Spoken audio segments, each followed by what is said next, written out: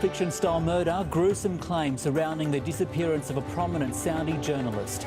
The shock resignation of Donald Trump's UN ambassador, what's next for Nikki Haley, and a fresh fiery debate between gay rights and religious freedom.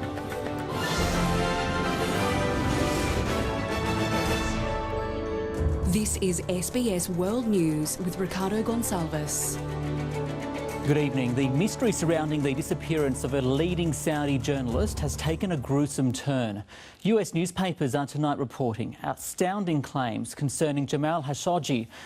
According to the Washington Post, the US may have known about his impending capture, while the New York Times has published grisly details about how he was allegedly butchered, quoting a Turkish security official who likened the scene to the movie Pulp Fiction.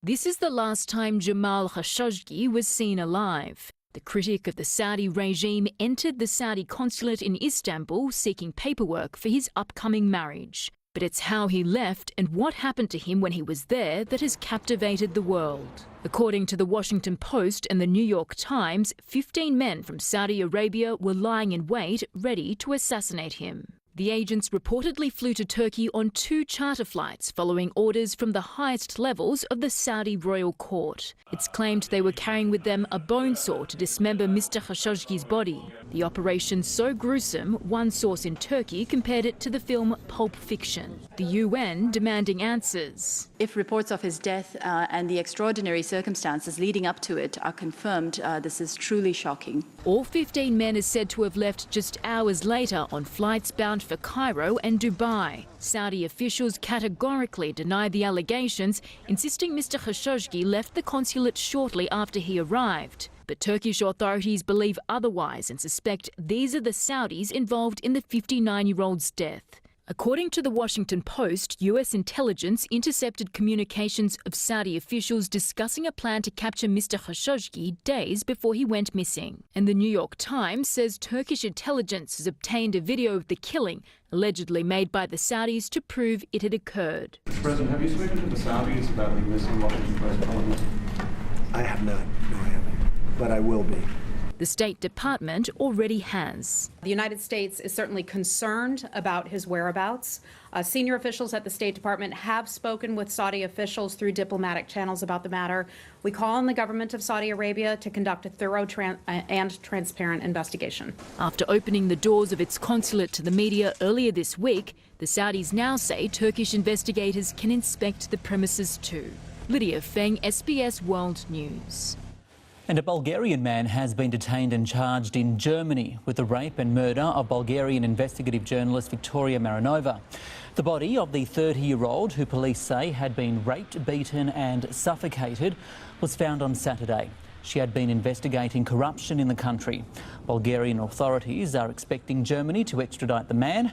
The European Union and the United States have urged Bulgaria to bring the killer to justice.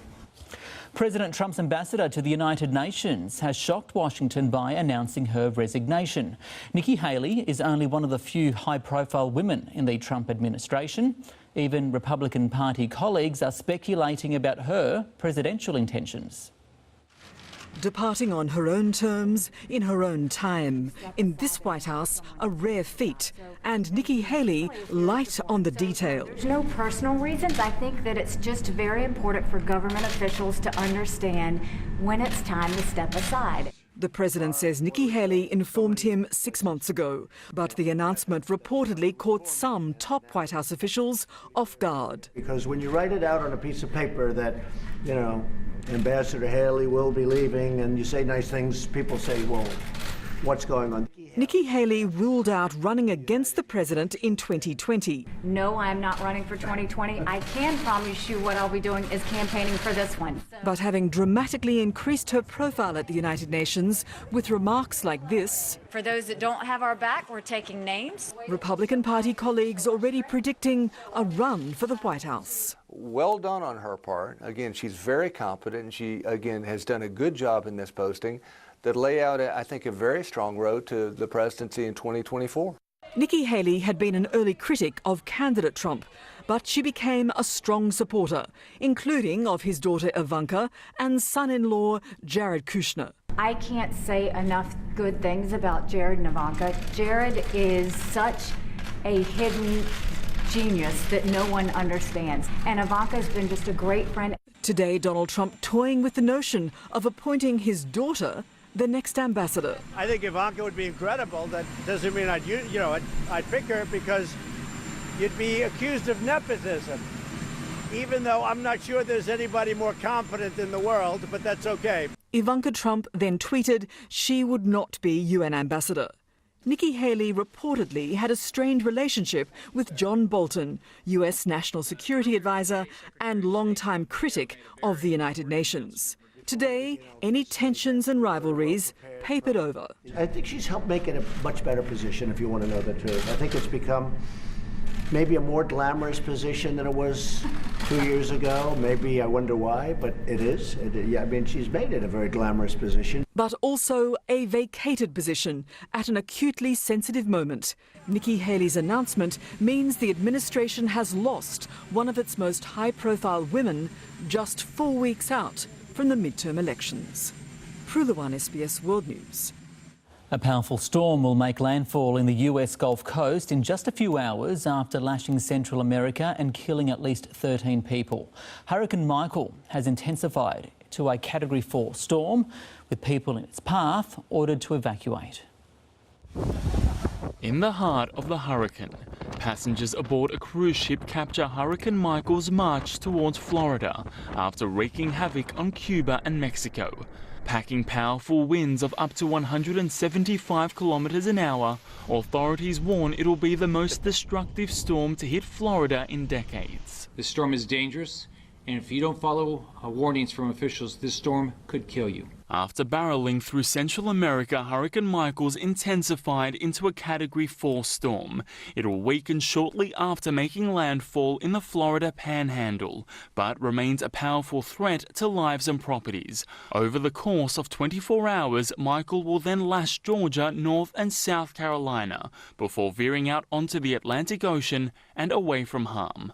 This vision released by the International Space Station shows the sheer size and magnitude of the hurricane. President Trump already approving an emergency declaration for Florida, activating 2,500 members of the National Guard and deploying search and rescue teams. States of emergencies also declared across Alabama and Georgia. North Carolina, still recovering from Hurricane Florence, which killed 53 people just a month ago, is on high alert. Heavy rains could quickly lead to flash flooding, especially where the ground is still saturated from Florence. And with storm surges of up to 4 meters expected, people are being told to get out while they can. A call that tens of thousands are heeding. Others are refusing to leave. We've just been through so many that we're comfortable staying, so we're going to. Michael's power was on full display across Central America, killing more than a dozen people in El Salvador, Honduras and Nicaragua, while 2,500 homes were destroyed in Cuba. A fast and furious weather event, with fears this won't be the worst of it. Omar Dabaj, SBS World News.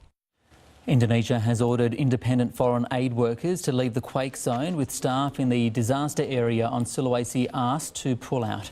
Foreign aid groups say they've had difficulties getting entry permits and there has been confusion about the rules. It's unclear how many aid workers will be affected.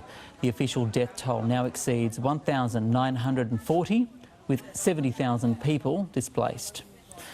Leaked recommendations from the government's Religious Freedom Review have sparked a fiery debate between faith-based schools and LGBTIQ+ groups. The debate centres on whether religious schools should be able to discriminate against students and staff on the basis of their sexuality. Less than a year since Australia voted yes to same-sex marriage, a divisive debate about LGBTIQ+ rights is looming again. This time the conflict is over who is and isn't welcome at religious schools. A leak to Fairfax newspapers from a review of religious freedom led by Howard Government Minister Philip Ruddock recommends enshrining schools' right to select or preference students who uphold the religious convictions of that school community. Bill has passed. The Coalition commissioned the Ruddock Review to placate Conservatives worried same-sex marriage would erode religious freedoms. And we knew that the outcome of achieving marriage equality wasn't going to mean that opponents disappeared. They would find a new mechanism to subject LGBTI Australians to prejudice and discrimination. The government's been sitting on the final report for 5 months, and the Prime Minister was dismissive of today's revelations. Well, it's the existing law, and we're not proposing to change that law, to take away that existing arrangement that exists. More detail leaked later today to The Australian suggests the review doesn't support overriding state laws that prevent schools from discriminating on the basis of sexuality, leaving both sides unsatisfied. I have heard heartbreaking stories of students and teachers who have been bullied because of their sexuality.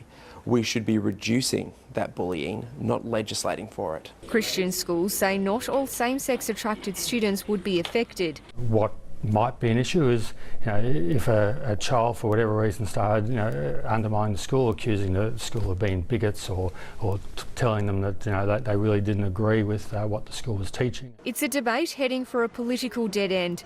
Labor won't support changes to give schools more power to discriminate, and there isn't enough support on the crossbench to pass the Senate. The fact of the matter is that every child's entitled to human dignity. We shouldn't even be having this debate. Most interested parties calling on the government to release the Ruddock Review in full immediately. Rosemary Bolger, SBS World News. Coming up shortly, the extraordinary rate of alcohol advertising on grand final weekend. Also, Bollywood says Me Too, Indian actors, directors and journalists accused of sexual misconduct. And later, from praying away the devil to chains and even cages. This is mental health treatment in Ghana.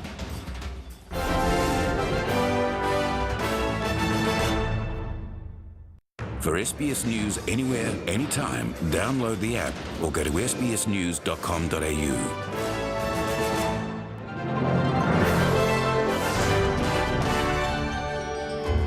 New South Wales Premier has called for the state's migrant intake to be halved, but the Prime Minister has scoffed at the suggestion, saying Gladys Berejiklian had actually asked him for thousands more migrants. Scott Morrison taps back into the immigration debate. Cheers. It's a little early in the morning, but As a war of words brews with the New South Wales government. The coalition wants to send more skilled migrants into regional Australia, away from the cities. But the Premier, preparing for a March election, says a more drastic solution is needed for Sydney's overcrowding. I think we need to consider how fast we're growing and what that means for the future. The Liberal leader, whose parents migrated from Armenia in the 1960s, is calling for the state's migration intake to be halved. Equality of opportunity matters so much to me because I'm the beneficiary of it.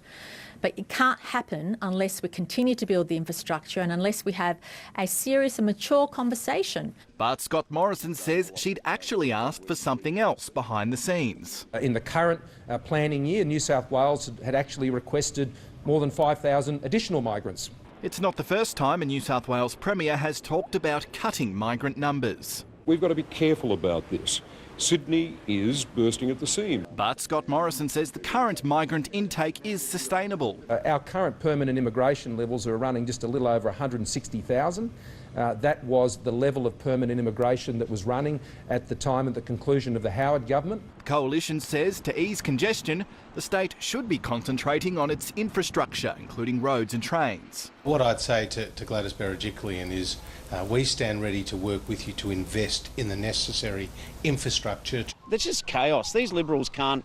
They need a spell in opposition, frankly. As the Liberals debate the migrant intake, Labor's sticking to its policy strength, unveiling more of its education agenda. Bill Shorten's promising an extra $14 billion for public schools if Labor wins the next election. I believe all kids should be treated equally. I don't think it should matter which system that you send your kids to. You should get funding from Canberra. Every time you see Bill's lips moving, promising to splash money around, understand you're paying for it. He is increasing your taxes. A policy, he says, that doesn't pass the pub test. Miles Morgan, SBS World News. A host of sporting stars are calling for a ban on alcohol advertising across all codes. A new report has found children watching last month's grand final weekend were exposed to hundreds of alcohol ads. Builders' family-friendly games, sporting grand finals never fail to draw a crowd. But a star-studded new campaign is drawing attention to the onslaught of alcohol advertising saturating the coverage. It's not about stopping people drinking. People can drink, that's their choice. But why should we be forcing alcohol advertising down kids' throats? Under ACMA's media rules, alcohol ads can't be shown on TV until after 8:30 p.m. But an exemption exists for sporting matches. The Foundation for Alcohol Research and Education says extraordinary levels of alcohol ads are being shown on free-to-air, in commercial breaks, on banners and on the field itself. During the AFL Grand Final, there were 118 occurrences of alcohol marketing, almost one a minute. The rate more than tripled during the NRL match, where children were exposed to 3 instances of alcohol advertising every minute. An easy way to recruit new drinkers, say experts. Ultimately, it does lead to young people becoming associated, and alcohol becomes normalised and drinking becomes normalised. Gambling advertising, including live betting odds, have already been banned during children's television hours. A shake-up of alcohol sponsorship would present a unique challenge for codes. Some of them are quite long-standing, so many sports leagues, sports teams and individual athletes have significant relationships with alcohol brands. Former Test cricketers urging sports organisations to look beyond revenue. These elite sporting organisations have a wonderful opportunity, in fact a social responsibility, to be leaders in doing things which are in the interests of our society. SBS contacted the NRL and Cricket Australia but didn't get a response. The AFL didn't want to comment. Hannah Sinclair, SBS World News. Australia and Japan are reaffirming their commitment to pressure North Korea to abandon its nuclear weapons program. Foreign Minister Maurice Payne and Defence Minister Christopher Pyne met their Japanese counterparts in Sydney today. Senator Payne says real steps are needed to ensure the irreversible denuclearisation of the peninsula. The ministers emphasised a common recognition of the security challenges facing the region. First responders have told the Dreamworld inquest that nothing would have changed the outcome of the 2016 ride accident. The park's former first aid manager says his staff were essentially confronted by a hopeless scene. 4 visitors died when the 30-year-old River Rapids ride malfunctioned. New South Wales police have laid charges after alleged home invaders knocked a man unconscious, set fire to his home and allegedly kidnapped 2 women and 2 children. Police say 2 men armed with a shotgun, knife and an axe went to a home in Uther on the state Central West early yesterday. It's understood a 68-year-old man was beaten, tied up and left to die, but he was able to break free and alerted police to the alleged kidnapping. The ensuing manhunt brought the harrowing ordeal to an end near Sydney, hundreds of kilometres away from where it started. Ukrainian authorities suspect sabotage lay behind explosions that tore through an ammunition depot east of the capital, Kiev, in the early hours of the morning. The explosions could be seen from kilometres away.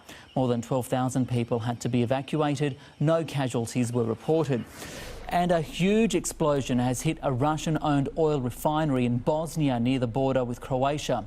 Video showed a fire blazing above the refinery following the blast. 8 workers were admitted to hospital with minor injuries. Police could not say what caused the explosion. Philippines President Rodrigo Duterte says a recent health check for cancer had proved negative. Addressing journalists at a news conference in Manila, President Duterte said he won't release a detailed report on his health. The 73-year-old had recently made an unscheduled visit to a hospital. Rumours have swirled around since last year that Duterte may have a serious illness. And police in Mexico have arrested a couple suspected of murders of 20 women. Investigators found 8 plastic buckets full of dismembered body parts in their Mexico City home. It's alleged the couple has admitted to the mass killings and also to the kidnapping and selling of a 2-month-old baby girl. With the US midterm elections just a month away, the results could turn on the young people. Millennials are about to become the single largest voter base, making them the new superpower bloc. We'll have that story shortly. At least 5 people died and 35 were injured when a passenger train derailed in the northern Indian state of Uttar Pradesh. The derailment occurred when the train was entering the station zone, but investigators aren't sure what caused the accident. 6 of the train carriages were derailed. It's feared the death toll will rise. More than a dozen allegations of sexual harassment and misconduct and 2 films were pulled from the screens. The Me Too firestorm is now having its impact on India. A Bollywood director and a former Miss India are among those levelling accusations at some of the country's familiar public figures. Behind the glitz and the glamour, the parallels between Bollywood and Hollywood now extend to the sexual allegations behind the scenes as the Me Too movement gathers pace in India. Let's question the people who are in the line of fire. Let's question the men. Let's listen to the women a little more carefully. Let's not just turn a blind eye. Let's not turn a deaf ear to the situation and to what's happening. Former Miss India Tanushree Datta has become the face of the Me Too movement in India after alleging she was sexually harassed by leading Bollywood actor Nana Patekar a decade ago while working on a music video. Patekar denies the allegations. 10 साल पहले इसका जवाब दे चुका हूँ। अब जो झूठ है वो झूठ ही है। Since then, more than a dozen complaints of sexual harassment and misconduct have been levelled at journalists, actors, movie directors, comedians and other public figures. Director Vinita Nanda, the latest woman to come forward, alleging she was raped nearly 20 years ago by TV actor Alok Nath. He told local media he neither denied or agreed with it. He added the rape must have happened, but someone else would have done it. His accuser claims she went public in 2004 before now joining the Me Too movement. I'm fearless today because I've spoken what I had to and I've let it out. And for the first time in 20 years, I'm feeling fearless, like I used to feel at the time before this happened. It's led to a chorus of support for the women on social media and on the red carpet. It takes a lot to come up there in front of everybody and speak because you know that people are going to pull you down, they're going to try and threaten you. Some urging against the rush to judgment. The entertainment industry should welcome and support women, but also give the person who's being accused the right to be looked upon as innocent till he has been proved guilty. And tonight, an Indian foreign minister and former editor is facing accusations of sexual misconduct after several female journalists took to Twitter alleging he made sexual advances when they were starting out in the media. Minister MJ Akbar is yet to respond to the allegations. Virginia Lankerberg, SBS World News. Analysts say a tax on bank transactions is creating shortages and uncertainty in Zimbabwe. Wary locals are stockpiling goods as an already declining economic situation is compounded by a critical cash shortage. It's perhaps another sign Zimbabwe's economy may take a long time to recover.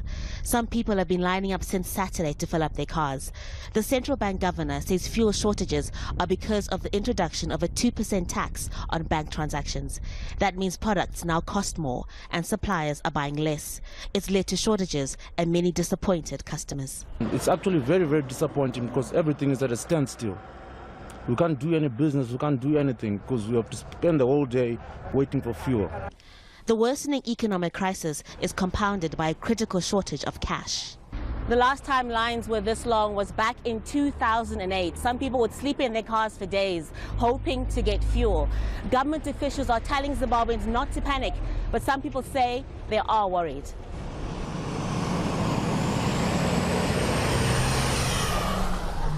In some places, fuel has started arriving, but it's still not enough. Others are stocking up on groceries. These days, bread is in short supply and usually doesn't last long on the shelves. In some stores, customers are limited to 2 items per person to prevent hoarding and panic buying.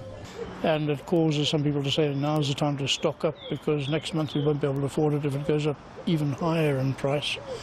And so it's behaviour patterns that change when people are uncertain of the future. And those uncertainties have come so far in these very big price increases. Prices have tripled in just a few days. it's a question of increasing capacity. It's a question of manufacturers manufacturing more to fill up those shelves, because it's just a surge in demand. It's the same speculation that's causing some panic buying. But again, these things are under control. There will be no shortages. But increasing production needs foreign currency, US dollars that banks say they don't have enough of. Some importers buy dollars on the black market at a premium. Some Zimbabweans worry there could be more frustration and hardship before things get better. European Union nations have agreed to seek a 35% cut in car emissions by 2030. But Germany warned that overly challenging targets risk harming industry and jobs. EU Environment Ministers meeting in Luxembourg talked for more than 13 hours to reach a compromise. Several countries had sought a higher 40% reduction. The final rules will be determined later tonight in talks with the European Parliament and the European Commission. Well, today is World Mental Health Day, but sadly, the treatment for people struggling with their mental health can differ markedly around the world. In Ghana, there is just one psychiatrist for every 1.2 million people. Due to the lack of available medical support, many people with mental health problems turn to prayer camps and traditional healing centres for help. Despite a government ban, many of these institutions use chains to restrain their patients, with some even using cages. Praying away their problems. These worshippers at Mount Horeb Prayer Camp believe they are possessed by the devil and are in need of deliverance. Because of a lack of psychiatrists in Ghana, desperate families pay prayer camps to treat their mentally ill relatives. Backstage is a different story. The most vulnerable live here in these basic shelters, chained to the walls and the floor. This is how they treat people like us. They think we are mad or something. The government outlawed chaining last year, but the leader of this church says the change must be done slowly. We are gradually going away from it, but it's not easy because we don't have the facilities to confine them. And the moment we stop what we are doing, you see a whole lot of mental people walking on the streets of Ghana. This is one of 7 psychiatric hospitals in Ghana. It's expensive and only has space for 20 patients. The owner believes you don't need any form of restraint. Chaining is wrong. A lot of the times what you find out is that the aggression, the violence is actually from anger, from being violated, etc. That violation doesn't just include chaining. We had been told that this prayer camp in the town of Edumfa is using cages to beat the ban on chains. I visited the camp with a secret camera. A member of staff told me how they deal with difficult patients.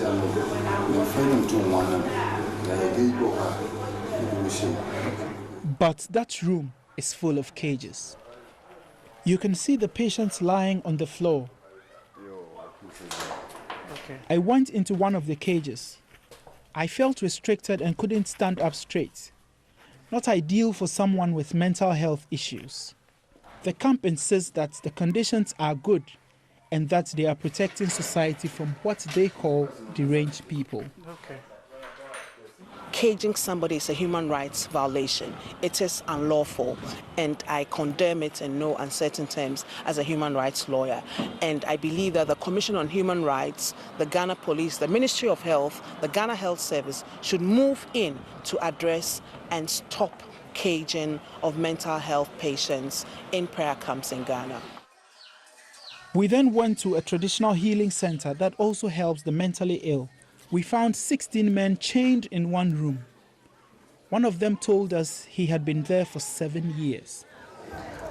Government is trying to enforce its ban on the use of chains, but for centers like this, it is too expensive to build rooms for each patient. They claim chaining is the only option. Chaining is banned, and we are taking steps to make sure we go around the country to enforce the ban. So those who now are caging them, which is even more, of a human rights issue, what are you doing about it? Likewise, the chaining. So what we are doing is that we are bringing them for training. The prayer comes, the proprietors, the owners. After you've done the training, if they persist, whoever persists will be taken as having violated the law. Mental health is a worldwide challenge, and Ghana's government is failing to help those most in need. The United States is now even more dominant in the global weapons trade. Sales of US military equipment to foreign governments has risen 33% to almost $56 billion. The increase is being attributed in part to the Trump administration's Buy American plan. The policy loosened restrictions on sales and encouraged US officials to take a bigger role in increasing foreign business. Millennials in the United States could become the country's largest voter bloc as soon as next year.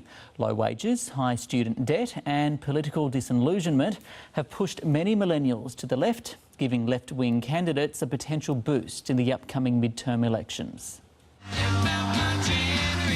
It's a generational shift of power. And to see such vast change so early in our lives, it shows that pretty much anything is possible. Millennials, the bearded coffee shop dwelling hipsters, and those less easily given to stereotype, are on the verge of becoming America's largest voting bloc. Voters ages 20 to 35 are expected to overtake boomers in population in 2019 as their numbers swell to 73 million in a nation of 325 million. The youth demographic, the young voter, the new voter demographic of 18 to about 29 only shows up to the polls about 18% of the time. That's about 1 in 5. If we can get it to 3 out of 5, we would control and shift every major election to come. Midterm, local, presidential, all of it. Rising property prices, mounting student debt, and lack of action on gun control and climate change increasingly have millennials leaning away from capitalism and toward European-style socialism. Your parents sold you a dream. Go to college, you can get out, get good work, provide for your family, white picket fence with a nice lawn.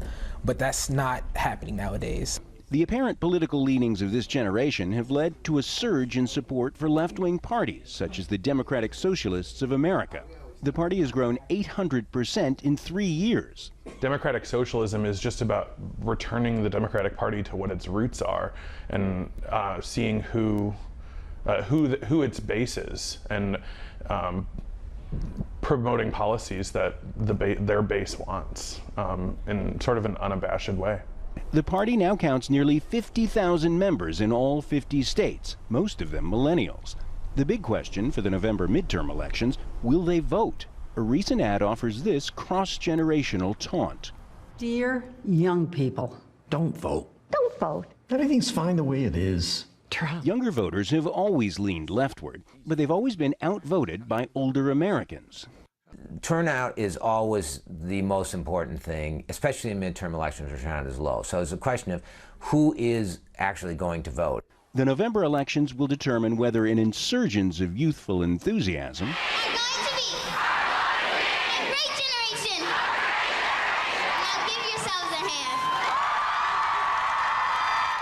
amounts to real change.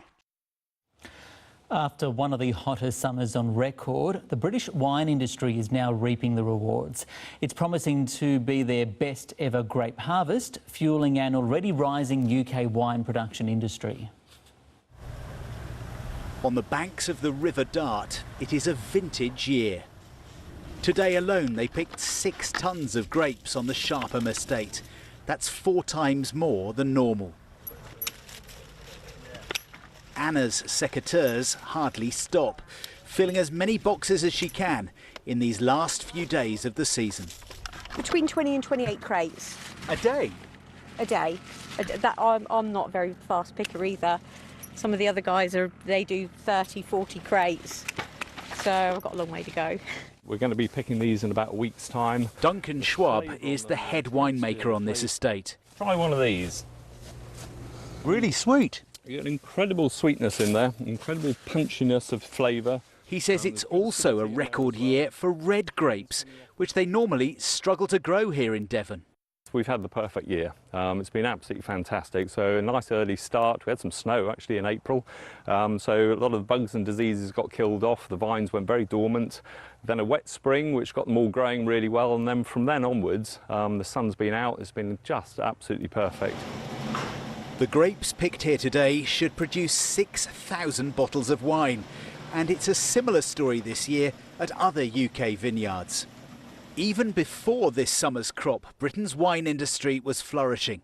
Just under 6 million bottles were produced here in 2017.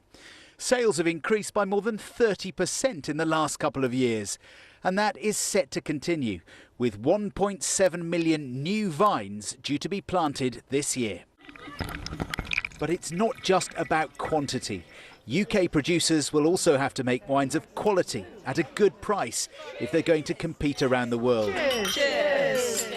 And what if next year's weather isn't quite so perfect? To the Australian share market now, which broke a two-day losing streak as US bond yields eased and commodity prices rose by the close to 200.1%.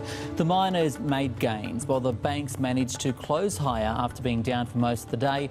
Education group Novitas was a big winner, surging after it was hit with a $2 billion takeover offer.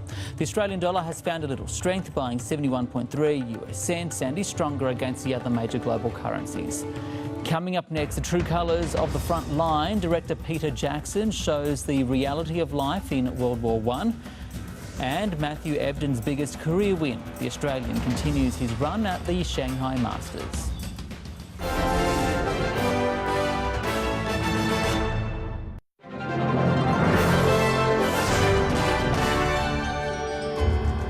Original film from the First World War has been brought to life using colour and the voices of those who fought. Oscar-winning director Peter Jackson sourced hundreds of movies from the Imperial War Museum to create the documentary titled They Shall Not Grow Old. Look what happens when you take old black and white silent film from the First World War and apply cutting-edge 21st century digital effects.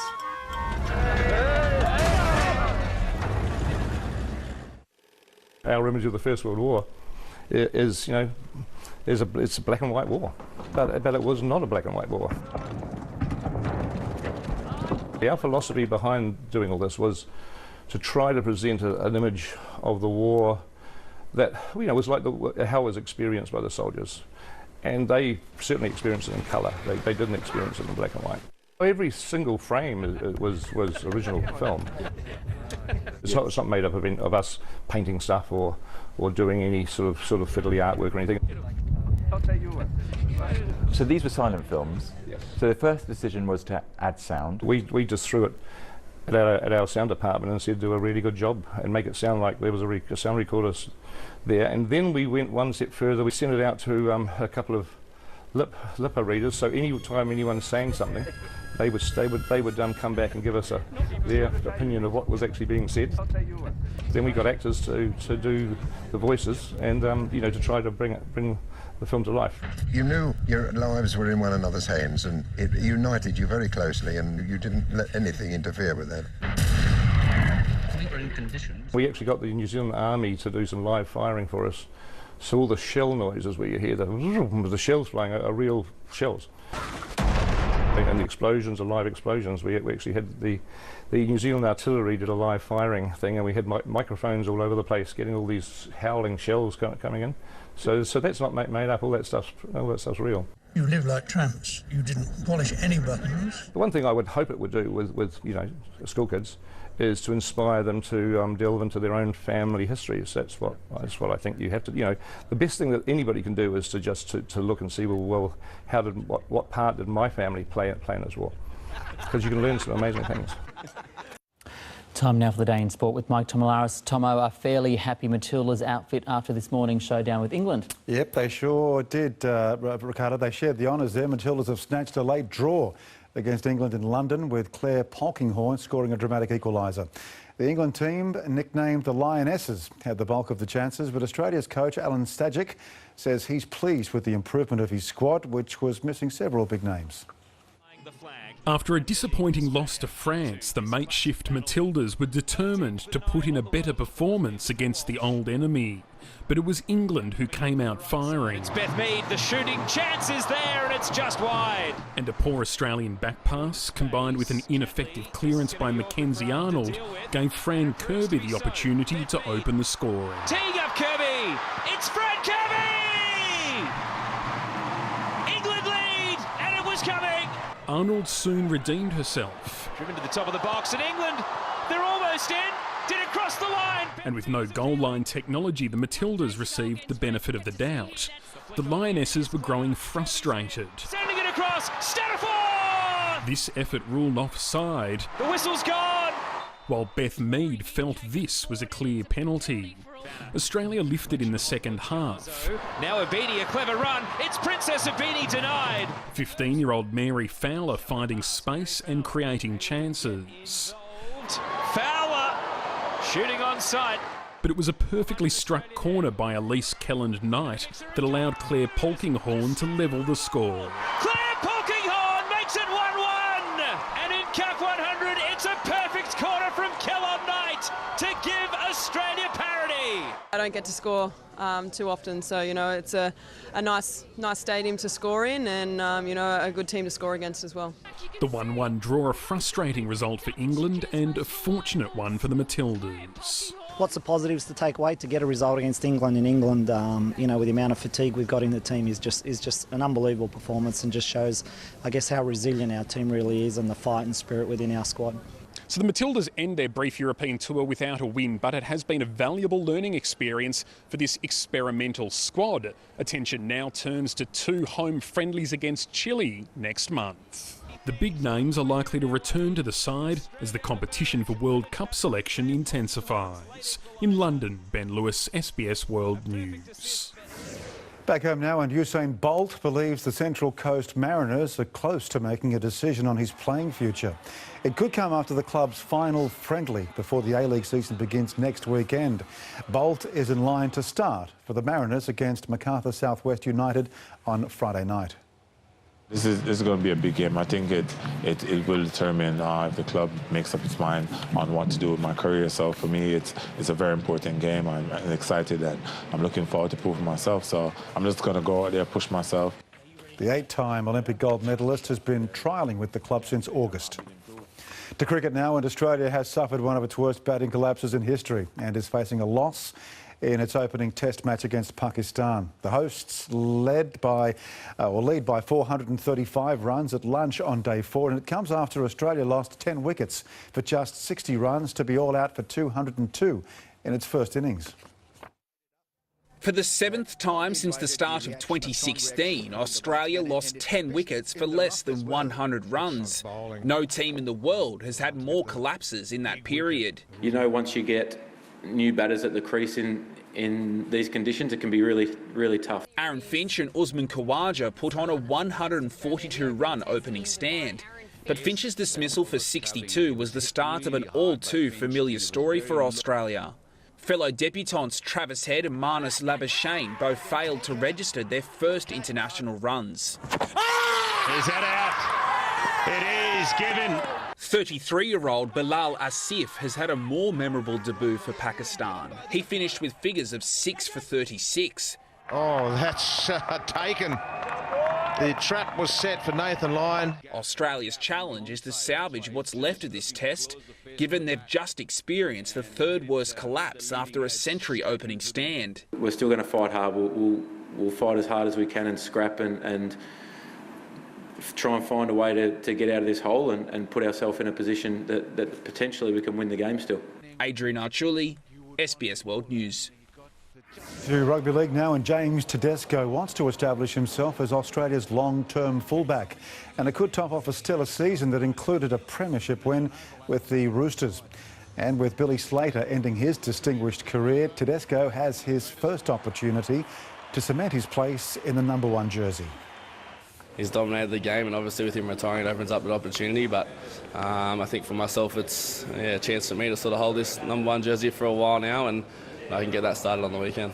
Tedesco is set to make his Australia debut when New Zealand hosts the Kangaroos in Auckland on Saturday. In tennis, Australian Matthew Ebden has secured the biggest win of his career, beating world number 7 Dominic Thiem at the Shanghai Masters. The 30-year-old saved 6 break points and set down 14 aces in the 2-hour and 45-minute encounter. Ebden will face German Peter Gojewicz for a spot in the quarterfinals. The last time Ebden reached that stage of the Shanghai Masters was 7 years ago. And Ebden's compatriot Alex de Minaur has joined him in the round of 16. Australia's top-ranked men's player continued his impressive form with a straight sets win over Frenchman Benoit Paire. A German is also up next for de Minaur, world number 5, Alexander Zverev. And Australia has won its 5th medal on the 3rd day of competition at the Youth Olympics in Buenos Aires. Kaylee McEwen picked up bronze in the 200 metres backstroke. The 17-year-old finished just over half a second after gold medalist Tatiana Salkutan from Moldova. Australia has bagged 3 silver medals and 2 bronze medals overall. Russia still leads the tally with 16 medals in total. And Ricardo, that's all a day in sport. Thanks, Mike. Coming up, the weather, and in the hunt for the world's best bartender, this Australian is truly top shelf.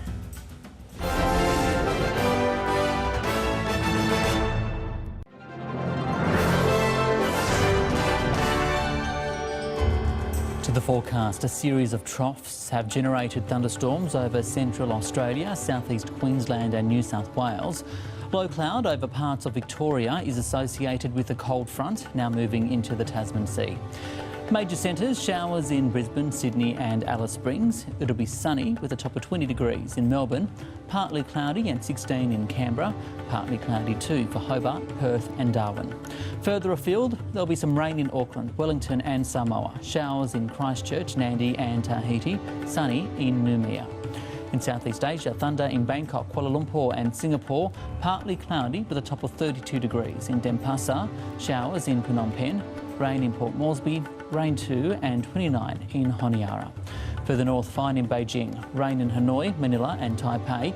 It'll be cloudy in Seoul, cloudy too with 25 degrees in Tokyo. Heading west, cloudy in Baghdad and Tehran, showers in Beirut, thunder in Delhi. Europe sees fine conditions in Athens, Belgrade, Berlin and Moscow. Fine too in Stockholm. There'll be showers though, and 23 degrees for Istanbul, cloudy in Paris, fog in Rome, rain in both London and Madrid. In Africa, a few showers in Algiers, fine in Cairo, Dakar and Johannesburg, thunder in Lagos. In South America, rain in Bogota and Caracas, drizzle in Rio de Janeiro, cloudy in Buenos Aires and Santiago. And for North America, rain ahead for New York and Washington, fine in Chicago and Dallas, showers in Miami and Toronto, partly cloudy in Vancouver. Well, Australia has a new world champion, and this one has been recognised for his skills behind the bar. 10,000 people took part in a competition to find the world's best bartender, with a Melbourne man taking the crown. Victory is sweet, just like some of his cocktails. Expat Italian Orlando Marzo, revered as the world's best bartender by judges in Berlin. Yes, amazing. It's really, really incredible. It's the greatest experience in the bar world. 10,000 entered the contest, which culminated in a 4-day final, with Orlando Marzo judged the best at presentation, technique, creativity and poise. A lot of time, a lot of work, dedication on a daily basis, respect, professionalism and trust in the industry. The world's best bartender doesn't actually work in a bar, but inside this restaurant in Melbourne. I love his cocktails. They're really, really clear, pure flavours, lots of layers, very understated. There's no kind of like flash or, gimmicks around them. And they're just really tasty, really tasty. And at Lume, not every cocktail is shaken or stirred. We pre-batch our cocktails just because it's quicker, it's perfectly accurate every time, so the customer gets the same drink and doesn't spend as much time watching us make it. Right. Sean Quaid says he put his now world champion bartender on his payroll 2.5 years ago because he judged him to be the best. Obviously it's a huge achievement for him. He's worked very, very hard. Greg Diet, SBS World News. Recapping our top stories now, the mystery surrounding the disappearance of a leading Saudi journalist has taken a gruesome turn. The New York Times has published grisly details about how he was allegedly butchered, quoting a Turkish security official who likened the scene to the movie Pulp Fiction. President Trump's ambassador to the United Nations has shocked Washington by announcing her resignation. Now, Republican Party colleagues are speculating about Nikki Haley's presidential intentions. Leaked recommendations from the government's Religious Freedom Review have sparked a fiery debate between faith-based schools and LGBTIQ+ groups. And the Me Too firestorm is now having an impact on Bollywood. More than a dozen allegations of sexual harassment and misconduct have surfaced. And that is the world this Wednesday. We'll have news updates throughout the evening on SBS and another bulletin at 11:40. The SBS News website has all the latest stories, and you can get news anytime, anywhere with the SBS News app. I'm Ricardo Goncalves. Good night.